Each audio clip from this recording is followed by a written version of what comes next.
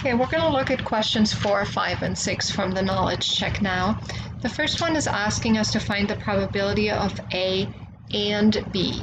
So on a table, as this one, we are going to find the joint probability, which is one cell that is both of them. So the probability of A and B is simply that joint cell of A and B,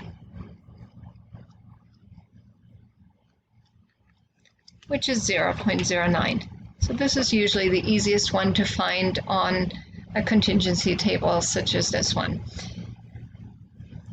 One thing you have to remember, when we have tables, our probabilities are slightly different than when we are just looking at our probability rules, because and in general means we need to multiply.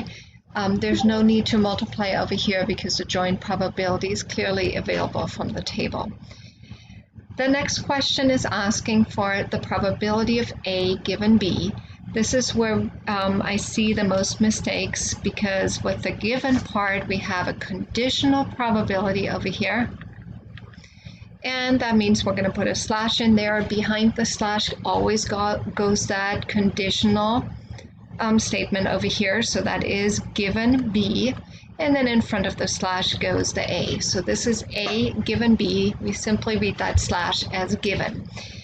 What that means is we already know that B is correct over here, so we are in the B column, and then we're simply going to look off those B how many also are in A. So our formal probability rule for that is the probability of A and B divided by the probability of B. And you can always know that your conditional part always goes into the denominator and your joint probability goes in the numerator. So we are dividing 0.09 by 0.65, and we can calculate this over here, which is 0.1385. The last question is asking us to use the table to find the probability of A or B. And the probability of A or B is always equal to the probability of A plus the probability of B minus the probability of A and B. So we can take our marginal probabilities, our totals over here. Probability of A is 0.25. We can add to it the probability of B, which is 0.65, and then we can subtract that joint probability of 0.09. So let's add this up.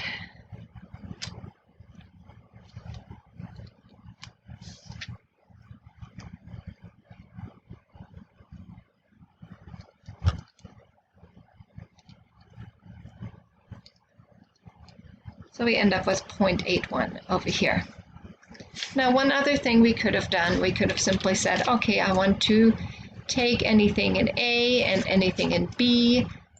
So maybe I want to use my highlighter over here and, highlight my A row and my B column. And I really want to have anything in A or in B or in both of them. So I could simply say, okay, let me grab all these probabilities and simply add those three probabilities. Or maybe I wanted to use one of the totals and then just add the one that I haven't counted yet. So on a table, you can use find or probabilities intuitively by simply adding up without counting anything twice. But if you're using the totals, so if you're using the marginal probabilities for A and B, then you have to subtract out the totals.